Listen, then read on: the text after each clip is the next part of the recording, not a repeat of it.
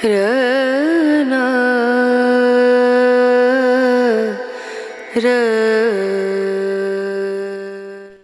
अस्सलाम वालेकुम जी। जिस मूवी का मैं रिव्यू करने जा रहा हूँ वो इस साल की ब्लॉकबस्टर मूवी है। उसका नाम है जी कल्कि 2898 AD।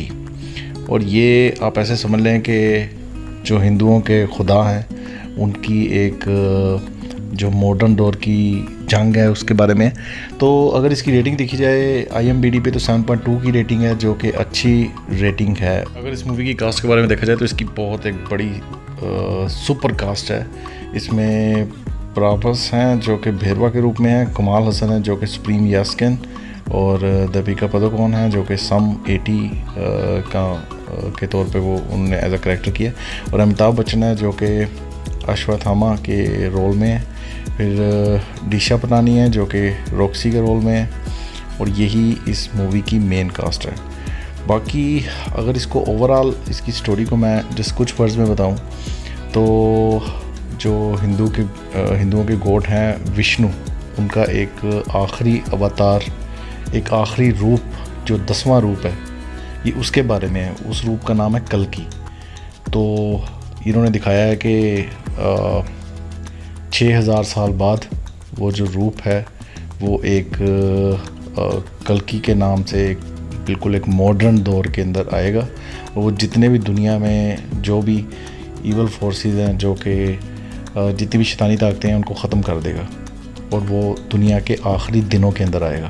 तो ये सारी उसी स्टोरी को लेके बहुत अच्छा डायरेक्ट किया गया है। मैं इस मूवी की तारीफ़ इसलिए भी करता हूँ क्योंकि मुझे इसके विजुअल इफ़ेक्ट्स बहुत अच्छे लगे हैं। इसके विजुअल इफ़ेक्ट्स देख के बिल्कुल ऐसा लगता था कि यार जैसे आप कोई हॉलीवुड मूवी देख रहे हैं।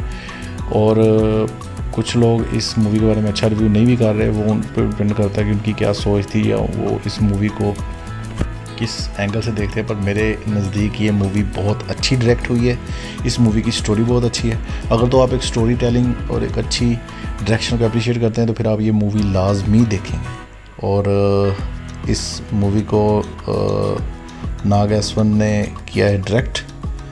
बाकी इस मूवी का रिव्यू मैं आपको बताता हूँ, और इस मूवी को लिखा भी नाग एसवन ने, तो इसको डायरेक्ट भी उन्होंने किया है। बाकी अब इस मूवी की स्टोरी के बारे में आपको एक्सप्लेनेशन देते हैं, आपको ज़रा क्लियरली बताते हैं कि इस मूवी की स्टोरी क्या है। Stay tuned till the end, और if you like good story telling this movie is best for you. और एंड तक रिव्यू को लाजमी देखिएगा, एक्सप्लेनेशन को लाजमी देखिएगा। तो कहानी की शुरुआत होती है महाभारत युग से, जहां पर हम कौरवों और पांडवों के बीच चलती जंग को देख पाते हैं, जिसके बाद में पांडवों ने जीत हासिल करके कौरवों को निस्तनाबूद कर दिया था। इस जंग के खत्म हो जाने के बाद में सिर्फ एक शख्स बचता है, और वो होता है अश्वत्थामा। वो इतना ज्यादा गुस्से में आ चुके थे कि उन्होंने ब्रह्मास्त्र को समन किया और फिर अर्जुन के बेटे अभिमन्यु की वाइफ उत्तरा को पॉइंट आउट कर दिया, जिसकी वजह से जो उनके पेट में बच्चा होता है वो मर जाता है। कृष्णा बहुत ज्यादा गुस्से में आ चुके होते हैं, अश्वत्थामा को श्राप देते हैं। वो कहते हैं कि इस बार जो तुमने एक बच्चे को जान से मारा है, इस वजह से मैं तुम्हें श्राप देता हूँ, तुम कभी भी मरोगे नहीं बल्कि अनंत समय तक सड़ोगे, तुम्हारे घाव भी नहीं भरेंगे, तुम मौत की भीख मांगोगे मगर मौत भी तुम्हें नहीं मिलेगी। तो अश्वत्थामा उनसे कहते हैं कि गलती तो मैंने कर दी है, उसके लिए मैं माफी भी मांगता हूँ, मगर मुझे एटलीस्ट एक मौका तो मिलना चाहिए। जहाँ पर कृष्णा जी बताते हैं कि ठीक है, तुम्हें फ्यूचर में जब इस धरती पर गंगा सूख जाएगी, सांस लेने के लिए अच्छी हवा भी नहीं बची होगी, सब कुछ खत्म हो चुका होगा, एक नया युग आया होगा जिसमें कली नाम का एक बहुत बड़ा राक्षस धरती पर कहर ढा रहा होगा, तो उसे खत्म करने के लिए मेरा एक रूप पैदा होगा जिसका नाम होगा कल्कि। और आज तुमने मुझे मारने की कोशिश करी है, मगर फ्यूचर में तुम उसे बचाने की कोशिश करोगे। अब यहाँ पर हम एक एयर ट्रक को देख पाते हैं जो कि हवा में फ्लोट करता हुआ सीधा काशी तक जा रहा होता है। इसी बीच हम वहाँ पर काफी सारे कैदियों को या फिर ले जाने वाले मुसाफिरों को देख पाते हैं। इस वक्त पानी भी कोई एक दूसरे को बांटना नहीं चाहता था, फिर भी एक रूमी नाम का शख्स होता है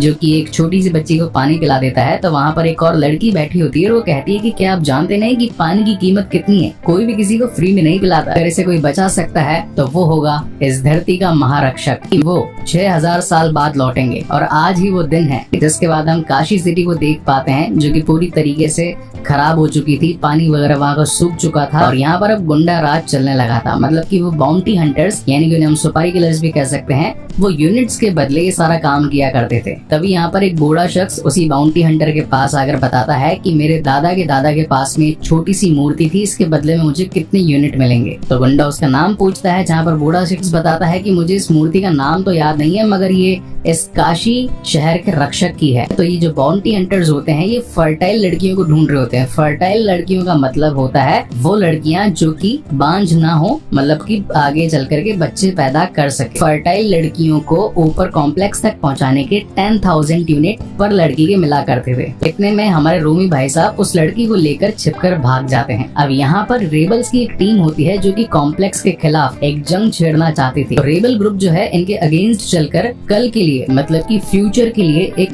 जंग छेड़ना चाहता होता है। अब यहाँ पर रूमी के पास में उन्हीं की एक कोऑर्डिनेटर मरियम का मैसेज आता है और वो कहती है कि क्या तुम्हें माँ मिली। अब यहाँ पर प्रोजेक्ट माँ एक ऐसा प्रोजेक्ट है मतलब कि जो फ्यूचर में कल्कि को पैदा करेगी। तो इन्हीं की ग्रुप ने एक लड़की को बचा लिया होता है जो कि इस वक्त प्रेग्नेंट भी होती है। अब यहाँ पर रूमी के पास में एक छोटी सी मणि होती है। पुरानी कहानियों के हिसाब से अगर किसी प्रेग्नेंट लड़की के पास में उस मणि को घुमाया जाए और अगर वो चमक जाए, इसका मतलब वही माँ होगी जो कि भगवान को पैदा करेगी, जो कि संसार से सारे के सारे वैश्य दरिंदों को खत्म करेंगे। मगर ये मणि उस वक्त चमकती नहीं है। तो इन लोगों की जो एक होप थी वो भी कहीं ना कहीं खत्म होने लगती है। उस लड़की को यानी कि जो प्रेग्नेंट होती है इंक्लूडिंग रूमी को पकड़कर कॉम्प्लेक्स के एक मैनेजर मानस के पास ले जाया जाता है। अब मानस को देखकर हर कोई बहुत ज्यादा खुश हो रहा होता है क्योंकि वो ऊपर कॉम्प्लेक्स से आया था और हर किसी नीचे रहने वाली की इच्छा ये थी कि वो 1 मिलियन यूनिट पूरे करके ऊपर कॉम्प्लेक्स तक पहुंच जाए। अब यहाँ पर मानस बताता है कि इस धरती पर सिर्फ और सिर्फ एक शख्स का राज है और वो है सुप्रीम यास्किन, जिसके कदमों तले ये पूरी दुनिया है। वही तुम्हारा भगवान है, वही सब कुछ है। उन्हीं के आदेश पर सारे के सारे काम होंगे और अगर किसी ने उनके खिलाफ बगावत करी तो वो हमारे हाथों मारा जाएगा। इतने में ही मानस के पास में जो गुंडा होता है वो मरियम का मैसेज भी ले आता है। उसको आ जाता है गुस्सा और वो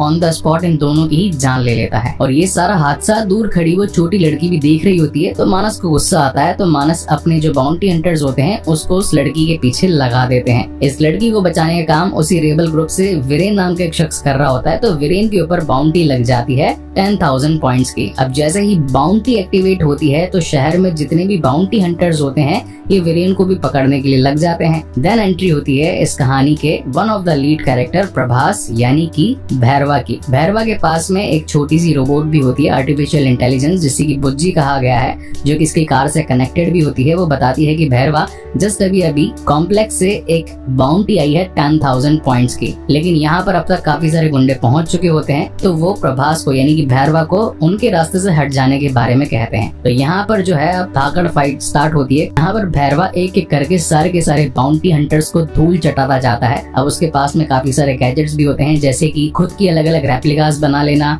शूज में उड़ने वाली पावर होना। तो इन्हीं सभी की मदद से भैरवा उन सभी बाउंटी हंटर्स का सामना करता है और फिर वीरेन को लेकर वहां से निकल जाता है। अब बेसिकली हुआ ये होता है कि उन बाउंटी हंटर्स ने जो मतलब ढेर सारे आ चुके थे, उन्होंने ये भी कहा था कि अगर तू इसे हमसे ले लेगा ना तो 10,000 हम भी तुझे दे देंगे। मतलब कॉम्प्लेक्स से तो अलग मिलेंगे और हम भी जो देंगे वो भी अलग। तो फिलहाल तो भैरवा इनसे इनके 10,000 पॉइंट्स ले लेता है। देन सीन शिफ्ट होता है बानी पर, जो कि काइंड ऑफ सुप्रीम यास्किन के एक और मैनेजर होते हैं जिन्हें की खोजबीन करते वक्त धरती में से गांडीव मिलता है। गांडीव है अर्जुन का धनुष। उसके बाद में सीन शिफ्ट होता है दीपिका पर, जो कि ऊपर कॉम्प्लेक्स में रहने वाली एक ऐसी अनफर्टाइल लड़की है जो कि फर्टाइल लड़कियों को टाइम टू टाइम खाना पहुंचाने का काम करती है, यानी कि जो प्रेग्नेंट लेडीज होती है। अब ये जो फ्यूचर टाइमिंग है, यहाँ पर सेक्स के थ्रू बच्चे नहीं होते, यहाँ पर इनके पेट में एक सीड या फिर कहें कि काइंड ऑफ एक ऐसा मैकेनिकल स्पर्म इंजेक्ट कर दिया जाता है जिससे ये सारी की सारी औरतें प्रेग्नेंट हो सके।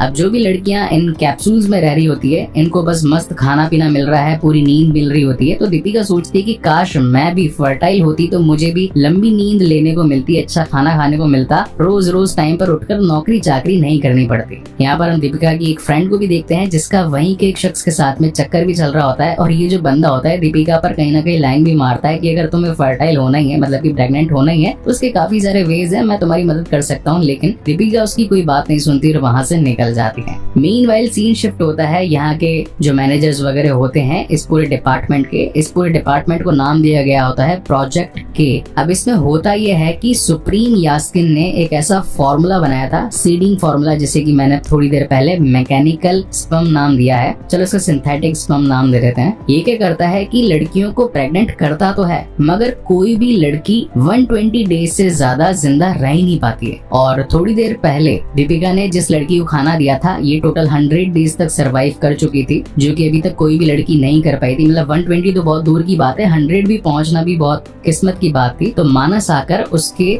सिंथेटिक स्पर्म में से वो सीरम निकलवा लेना चाहता था, जो कि सुप्रीम यास्किन की टेक्नोलॉजी पर बेस्ड होता है। तो यहाँ पर जो लैब के साइंटिस्ट वगैरह होते हैं ये उस लड़की को लेकर आते हैं, एक मशीन में डाल देते हैं, देन उसकी सीडिंग स्टार्ट होती है, मतलब कि उसके अंदर से सीरम इंजेक्ट करना शुरू हो जाता है। और जैसे ही वो सीरम निकल जाता है, अब ये लड़की इनकी कोई भी काम की नहीं थी तो उसे ये बर्नर में बर्न कर देते हैं। मगर इसी बीच यहाँ के जो लैब के साइंटिस्ट होते हैं ये मानस को पूछते हैं कि भाई आखिर तुम्हारे सुप्रीम यास्किन चाहते क्या है? पिछले कई सालों से हम ये एक्सपेरिमेंट परफॉर्म तो कर रहे हैं मगर आज तक किसी नतीजे पर पहुंचे नहीं। जब तक तुम हमें एग्जैक्ट ये नहीं बताओगे कि उनको चाहिए क्या, तब तक हम उस फॉर्मूला या फिर उस मुकाम तक पहुंच नहीं पाएंगे। अब ये बात जो है मानस को भी थोड़ी सी क्लिक होती है, तो ये पहुंच जाता है बानी के पास में, क्योंकि बानी के पास में ही एक्सेस होता है सुप्रीम यास्किन तक पहुंचने का। अगेन यहाँ पर बढ़िया वाले सीजे दिखाए जाते हैं, कैसे एक सेलेस्टियल बॉडी जो होती है वो अपने हाथों पे बैठा करके इनको ले जाती है उनके ऑफिस तक। अब ऑफिस में कुछ बातें ध्यान देने लायक है, यहाँ पर काफी सारे स्केलेटन्स पड़े होते हैं जो कि पुराने पूर्वज से बंदर से इंसान कैसे बना, उसकी फिजिक चेंज कैसे हुई, ये मेंशन होता है। उसके बाद में जो सुप्रीम यास्किन का ऑफिस होता है यहाँ पर हम एक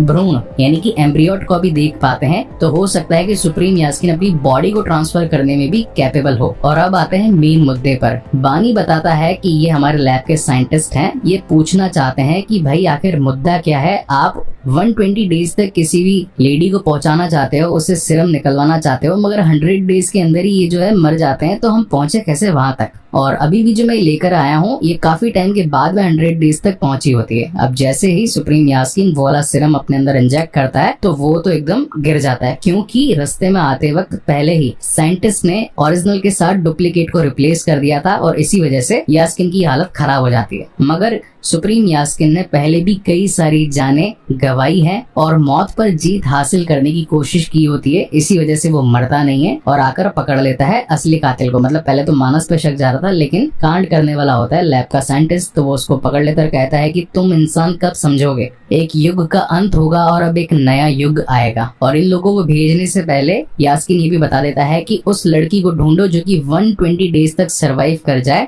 मुझे वही सीरम चाहिए, किसी भी हालत में चाहिए। मीनवाइल हम दीपिका को देख पाते हैं जिसके पेट में 5 महीने का बच्चा होता है, यानी कि 150 डेज का। कहने का मतलब ये है कि यास्किन तो खाली 120 तक ही ढूंढ रहा था और दीपिका यहाँ पर 150 क्रॉस कर चुकी होती है। अब इस बात का पता उसकी फ्रेंड को चल जाता है। अब उसकी फ्रेंड भी अच्छे पॉइंट्स कमा करके कॉम्प्लेक्स में एक जगह अपनी हासिल करना चाहती होती है, तो उसकी कहीं ना कहीं प्लानिंग लग जाती है। मीनवाइल हम देख पाते हैं भैरवा को, जो कि अपने जीते के 10,000 पॉइंट्स में से 5,000 पॉइंट्स राम गोपाल वर्मा को दे देता है, क्योंकि उनके पास में कॉम्प्लेक्स से आया हुआ सबसे फ्रेश खाना ही मिलता था और वो उसे देते हैं एक अंडा। अब इस टाइम पे अंडे की वैल्यू इतनी ज्यादा होती है कि लोग मार काटने पर तुले होते हैं इस छोटे से खाने पीने की चीज में, जो कि आजकल तो हर दुकान पर मिल जाता है हमें इजीली। तो वीरेन पूछता है कि भाई आखिर तुम कॉम्प्लेक्स के पीछे इतना पागल क्यों हो? जहाँ पर भैरवा अपनी बैक स्टोरी बताता है कि वो जब बहुत छोटा था, मतलब पैदा हुआ ही था, तो उसके माता पिता एक वॉर में मारे गए और कॉम्प्लेक्स की तरफ से एक पुलिस ऑफिसर होता है या फिर कहें कि उनका स्टॉर्म ट्रूपर, जिसने प्रभास यानी कि भैरवा को पाला होता है और बचपन से ही उसे एक अच्छे सोल्जर बनने की प्रैक्टिस करवाई होती है, ट्रेनिंग वगैरह भी करवाई होती है। तो ऐसा करते करते दिन और दिन से साल बीतते जाते हैं, भैरवा भी बड़ा होता जाता है। अब जो उसका ट्रेनर होता है इसको जुआ वगैरह खेलने की काफी सारी आदत होती है और ये भी चाहता था कि कैसे भी करके 1 मिलियन पॉइंट्स जमा करके वापस से कॉम्प्लेक्स में पहुंच जाए, मगर जुए में अपने सारे पॉइंट्स हार जाने की वजह से आखिरी में वो अपने ही बेटे को या फिर कहें कि अपने जूनियर को दांव पर लगा देता है।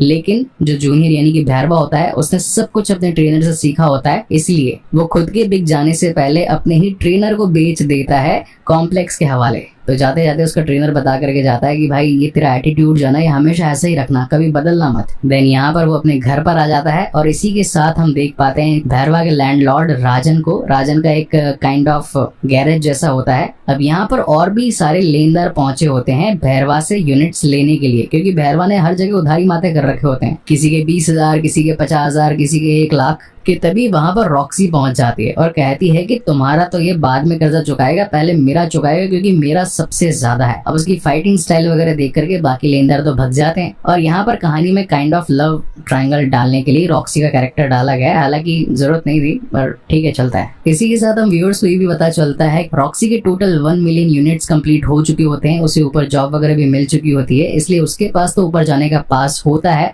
तो भैरवा कहता है कि यार तू तो ऊपर जाती रहती है, थोड़ी देर के लिए मुझे भी ले जा। तो अब रॉक्सी के काफी बार हाथ पैर जोड़ने पर वो फाइनली मान ही जाती है और अगले दिन भैरवा को ऊपर खाली 30 मिनट्स जाने का मौका मिलता है। खैर वो तो इससे भी बहुत ज्यादा खुश हो जाता है। ऊपर जाने के बाद में इनका काम होता है एनर्जी डिवीजन की सफाई वगैरह करना, उनके जो अंदर कैप्सूल वगैरह होते हैं उन्हें क्लीनिंग वगैरह करना। लेकिन भैरवा कहता है कि यार इतने टाइम के बाद पहली बार ऊपर कॉम्प्लेक्स में आने का मौका मिला है, वो भी ओनली 30 मिनट्स, वो भी मैं सफाई में गवाऊंगा, ऐसा तो बिल्कुल नहीं होगा। और वो निकल जाता है अलग अलग फ्लोर्स को एक्सप्लोर करने के लिए, जिसके बाद वो एक ऐसे मतलब टॉप फ्लोर पे पहुंचता है जहां पर इस दुनिया का खींचा गया पानी, पेड़, पहाड़, पौधे, जीव जंतु, जानवर, हर चीज मौजूद होती है, जिसे भैरवा देखकर बिल्कुल मिसमराइज हो जाता है। इतना ज्यादा पागल हो जाता है कि खो जाता है, पूरा दिन वहीं पर स्पेंड कर देता है। रात को एक ग्रीक माइथोलॉजिकल पार्टी चल रही होती है, उसमें भी घुस जाता है, बहुत सारी दारू पीता है, ढेर सारा खाना खाता है कि तभी गलती से डांस वांस करते वक्त उससे एक पुतला गिर जाता है। इसी चक्कर में कॉम्प्लेक्स के पुलिस वाले आकर उसे पकड़कर वापस धरती पर भेज देते हैं। जहाँ जाते वक्त भैरवा कहता है कि मैं जल्द से जल्द अपने पॉइंट्स कंप्लीट करूंगा और सबसे पहले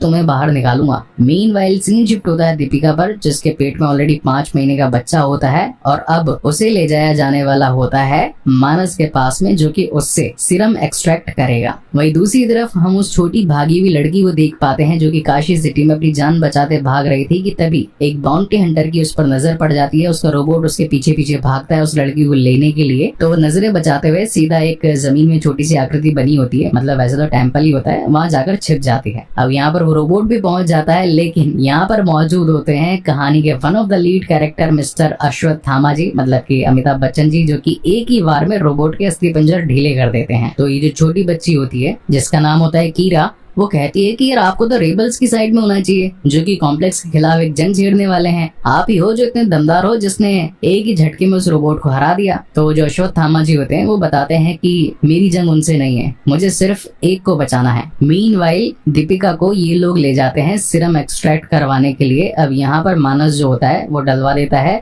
दीपिका को उसी मशीन के अंदर, लेकिन जैसी मशीन स्टार्ट होती है सीरम एक्सट्रैक्ट होने लगता है, एक बूंद तो निकल जाती है, लेकिन तभी इनकी मशीन वगैरह खराब हो जाती है। कोई समझ नहीं पाता कि यार ये क्या हो रहा है। वहीं दूसरी तरफ बानी जो कि इस धनुष को देखता है, मतलब हर जगह वाइब्रेशन हो रही होती है, वो भी इसे छूता है तो एकदम उसको झटका लगता है जोर का। और अब तो दीपिका भी उस बर्नर तक पहुंचने वाली होती है कि तभी उसकी फ्रेंड उसे आकर बचा लेती है और कहती है कि सॉरी, मुझे तुम्हें यहाँ तक पहुंचाना पड़ा क्योंकि यही एस्केप प्लान था, अगर तुम यहाँ तक नहीं पहुंचती तो मैं तुम्हें बचा नहीं पाती। यहाँ से आगे के सारे रास्ते मैं जानती हूँ। कॉम्प्लेक्स से नीचे इतनी सारी सुरंगें बनी है कि बहुत सारे मैनेजर्स को भी नहीं मालूम है कि ये सुरंगें कहाँ कहाँ तक पहुंचती है। अब ये लोग बचकर भागने वाले होते हैं कि तभी सोल्जर की नजर इन पर पड़ जाती है, मगर फिर भी उसकी फ्रेंड कैसे तैसे करके दीपिका को बाहर निकलने का रास्ता बता देती है। अब यहाँ से कहानी 3 साइड पैरेलल चलती जाती है। पहले नंबर पर हम भैरवा को देख पाते हैं जो कि अपना भविष्य एक तोते के थ्रू पूछता है। तो जो तोते का मालिक होता है वो बताता है कि ऐसा कार्ड मैंने पहले कभी नहीं देखा, मतलब ये भविष्य दिखा रहा था 50 यूनिट में। और वो कहता है कि तुम्हारा जन्म कुछ बहुत बड़ा करने के लिए हुआ है, लेकिन तुम्हारे ऊपर प्रॉब्लम्स आती रहेंगी। दूसरी तरफ हम दीपिका को देख पाते हैं जो कि उन सोल्जर से बचकर भाग रही होती है। और तीसरी तरफ हम अश्वत्थामा जी को देख पाते हैं जो कि ये महसूस करते हैं कि धरती पर गंगा सूख चुकी है, एयर पॉल्यूटेड हो चुकी है, और उस छोटी लड़की यानी कि कीरा के हाथ से उन्हें उनकी मणि भी मिल जाती है। और जैसी मणि मिलती है भाई साहब, उनके जो घाव वगैरह होते हैं ये सब कुछ भर जाते हैं, उनके अंदर उनकी पूरी पावर्स आ जाती है। और जिस वक्त का ये सदियों से इंतजार कर रहे थे, यानी कि जिस बच्चे को बचाने के लिए लॉर्ड कृष्णा जी ने उन्हें आदेश दिया था, वो वक्त आ चुका होता है। अब ये तो हो गए 3 पैरेलल सीन्स कंप्लीट। अब आती है मेन स्टोरी जहाँ पर दीपिका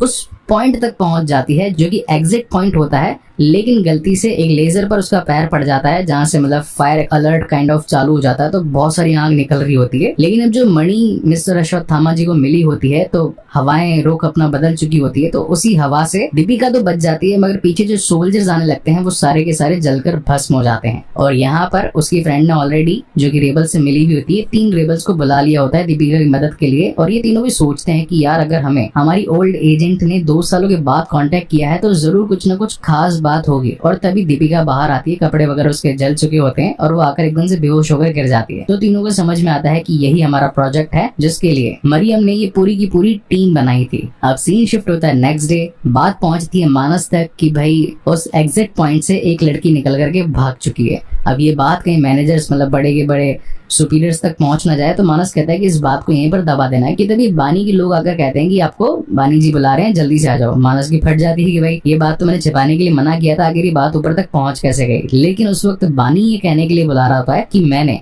इस धनुष में यानी कि जो गांडीव है महाभारत युग में अर्जुन यूज करता था इसे, इसमें पहले कभी ऐसी तरंगे उठती नहीं देखी, ना ही कोई इंसान ना ही कोई मशीन इसे छू पा रही है, जरूर कुछ ना कुछ अलग होने वाला है। मीनवाइल उस ट्रक में दीपिका की मुलाकात उसके नए 3 दोस्तों से होती है, जहां पर इन्होंने पहली बार किसी प्रेग्नेंट लेडी को देखा होता है। इनके बीच में अच्छी दोस्ती भी जाती है। ये लड़की बताती है कि ये मेरा दोस्त है, काफी टाइम से हम साथ में काम कर रहे हैं। मरियम ने बताया था कि हम आगे चल करके हमारी एक नई लाइफ शुरू करेंगे, हम दोनों एक दूसरे के साथ शादी कर लेंगे, क्या तुम्हें शादी के बारे में कुछ पता है। अब इतने सालों से ये जो दीपिका होती है इसका कोड होता है SUM80। ये वहीं पर यानी कि कॉम्प्लेक्स में पैदा हुई थी, तो उसे धरती के बारे में कुछ पता भी नहीं होता है, वो ठीक से सांस वगैरह भी नहीं ले पा रही होती है। तो यहाँ पर ये लड़की उसका कोड पढ़कर बताती है कि यार तुम्हारा नाम चलो सुमति रख देते हैं, क्योंकि SUM80 थोड़ा सुनने में बेकार लगता है। इतने में ही यहाँ पर उनके पीछे लग जाते हैं कॉम्प्लेक्स के पुलिस वाले, लेकिन ये लोग भी चालाक होते हैं। इन्होंने ट्रक के पीछे ऑलरेडी एक इनविजिबल शील्ड क्रिएट कर दी होती है, लेकिन जाते वक्त जो पुलिस वाले होते हैं गलती से कचरा उसमें फेंक देते हैं,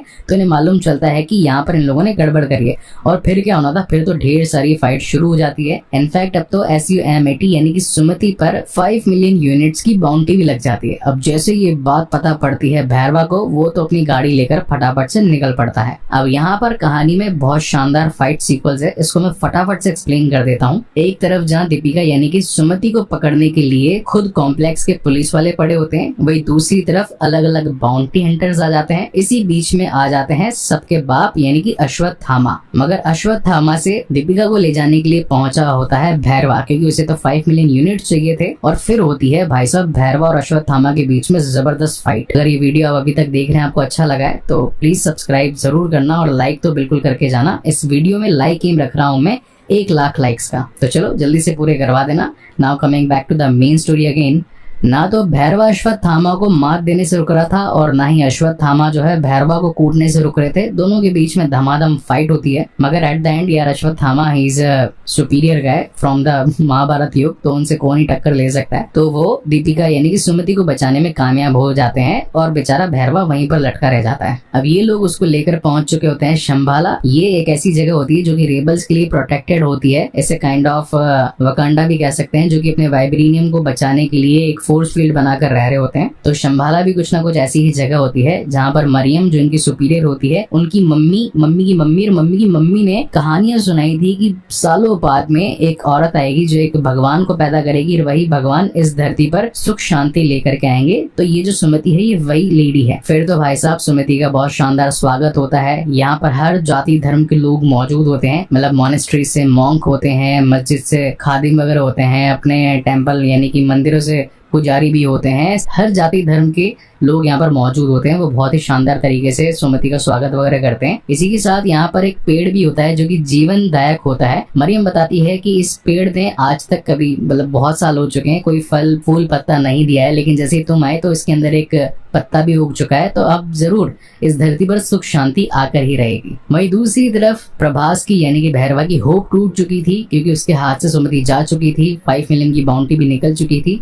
तो वो क्या करता है, अब आकर वीरेन को भी छोड़ने के बारे में कह देता है, यार 500 यूनिट्स उसको भी दान में देने की बात करता है कि यार अब मेरा जो सपना है वो तो टूट चुका है, मैं कभी अब कॉम्प्लेक्स जा नहीं सकता, मुझे उन लोगों ने बैन कर दिया है, तो तुम अपने घर पर जा सकते हो। जहां पर वीरेन कहता है कि सर आप तो हमारे आइडियल पर्सन हो, क्यों ना आप हमारी टीम में मिल जाओ और कॉम्प्लेक्स के खिलाफ मतलब बीइंग ए रेबल उनकी चटनी वगैरह बना दो। मैं जानता हूँ कि आपकी सही जगह कहाँ पर है, आप मेरे साथ शंभाला चलो। अब यहाँ पर जो अपना भैरवा है ये क्या करता है, एकदम डबल एजेंट की तरह काम कर रहा होता है। इसने ऑलरेडी मानस के साथ मिलकर सुमति को वापस लाने का प्लान बना लिया होता है, क्योंकि वो जानता था कि शंभाला का पता वीरेन को पता है, वीरेन मुझे वहां तक ले जा सकता है जहाँ पर अभी ये सुमति और ये लोग गए हैं, जिसके बदले में मानस उसे कॉम्प्लेक्स की चाबी देने वाला था। मतलब अब उसकी लाइफ एकदम सॉर्टेड होने वाली थी। मीनवाइल सीन शिफ्ट होता है शंभाला में, जहाँ पर हम देख पाते हैं कि छोटी लड़की कीरा आकर अश्वत्थामा जी से बात करती है और कहती है कि आपके हाथ में जो डंडा है ये इतना पावरफुल कैसे है, आपको ये मिला कहाँ से। जहाँ पर अश्वत्थामा जी बताते हैं कि मेरा नहीं, ये मेरे एक दोस्त कर्ण का है। वो महाभारत युग का बहुत ही सुपीरियर कंटेंडर था और उसने पांडवों के एक मेन कंपेटिटर यानी कि अर्जुन को भी मात देने लायक टक्कर दी थी। वहीं दूसरी तरफ हम भैरवा को देख पाते हैं जो कि टोनी स्टार की तरह अपनी बुज्जी को रिपेयर कर रहा होता है और उसके अंदर अपने सारे के सारे यूनिट्स मतलब लाइफ टाइम जितने भी बचाए होते हैं वो सारे के सारे उसमें खर्च कर देता है और उसे बहुत ही ज्यादा अपग्रेड कर लेता है ताकि शंभाला पहुंचकर अश्वत्थामा के अश्व अलग और थामे अलग कर सके, क्योंकि आज तक उसे किसी ने हराया नहीं था। तो काइंड ऑफ ईगो पर बात आ चुकी थी।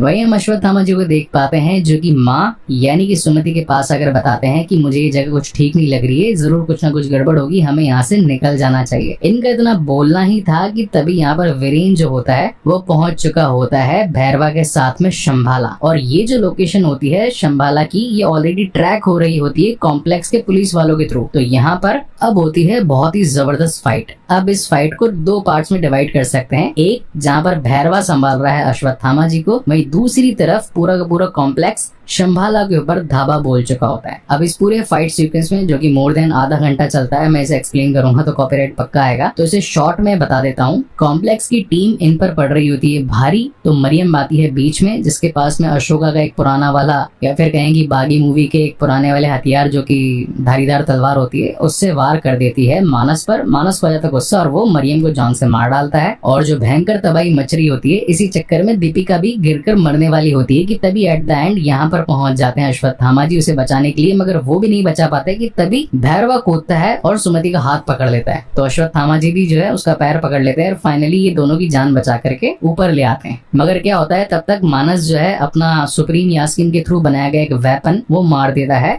अश्वत्थामा जी पर। तो उनके हाथ पाथ वगैरह कंप्लीटली लॉक हो जाते हैं, कुछ कर नहीं पाते और भैरवा भी जो है वो झटका खाकर पीछे गिर जाता है। अब पूरी तरीके से होप खत्म हो चुकी थी। यहाँ पर मानस बाल घसीट के सुमति को अपने साथ लेकर जाने लगता है कि तभी किस्मत से उस पेड़ का एक छोटा सा पत्ता आकर उनके डंडे पर गिरता है। डंडा आता है सीधा कर्ण मतलब कि भैरवा के हाथ में और पुरानी यादें ताजा हो जाती है। अब यहाँ से महाभारत का एक छोटा सा सीन आता है। अब इस सीन में हुआ ये था कि अर्जुन ने कर्ण को मारा तीर तो उसका रथ गया 10 कदम पीछे और कर्ण ने जब मारा तीर तो अर्जुन का रथ गया सिर्फ 2 कदम पीछे। तो अर्जुन जो होता है वो बहुत ज्यादा शेखी भगाड़ने लगता है। तो श्री कृष्ण जी कहते हैं कि एक तो तुम्हारा रथ बहुत सारे देवी देवताओं ने मिलकर बनाया है, ऊपर से ध्वज पर श्री हनुमान जी स्थित हैं और तुम्हारा जो सारथी है यानी कि ड्राइवर वो मैं खुद हूँ। तो अगर उस बंदे ने तुम्हारा रथ 2 कदम पीछे ढकेल दिया मतलब कि उसमें कितनी ताकत होगी तुम सोच नहीं सकते हो। वो खुद सूर्य पुत्र कर्ण है। तो यानी जो भैरवा है उसमें कर्ण की यादें आ चुकी होती है और वो भाई साहब अपने डंडे को एकदम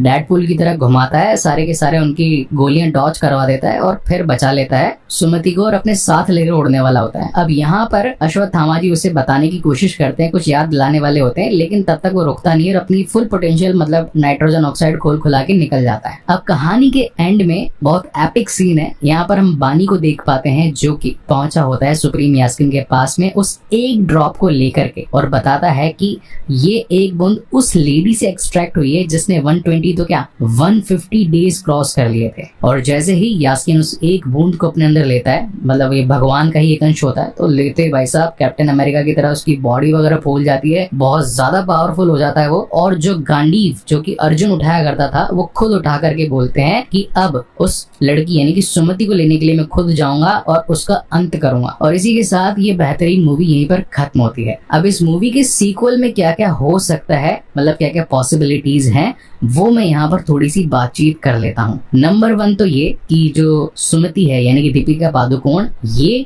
कृष्ण भगवान के 10वें अवतार यानी कि कल्कि को जन्म देंगी, जो कि कली राक्षस यानी कि अपने जो सुप्रीम यास्किन है उसका अंत करेगा। दूसरी पॉसिबिलिटी ये है कि कहानी में जितनी भी हमने साइड एक्टर्स देखे हैं यानी कि रॉक्सी, ये फ्यूचर वाली फाइट्स में काम आ सकती है, और जो छोटी सी मूर्ति वगैरह थी काशी भैरवा की, उसका भी कुछ ना कुछ एक अलग पॉइंट दिखाया जा सकता है। यहाँ पर जो सुप्रीम यास्किन का एक छोटा एम्ब्रियो एक अलग ही कैप्सूल में दिखाया गया था, वो अपनी बॉडी शेप चेंज कर सकता है। अश्वत्थामा की भी अब जो फाइट होगी वो कल्कि के साथ में होगी, बहुत जबरदस्त। मतलब कमल हसन जी, अमिताभ बच्चन जी, दोनों दिग्गज कलाकार भिड़ेंगे तो भाई क्या सुप्रीम मुकाबला होगा। तो literally I am very excited for the second part. अब न जाने कब आएगा, 2025, 26, 27, लेकिन हाँ मूवी ने गजब धमाल मचा दिया। इस वीडियो को देखने का बहुत शुक्रिया। नेक्स्ट वीडियो में आप लोगों से मुलाकात होती है, किसी और अच्छी मूवी का आप लोगों के साथ रिव्यू शेयर करेंगे।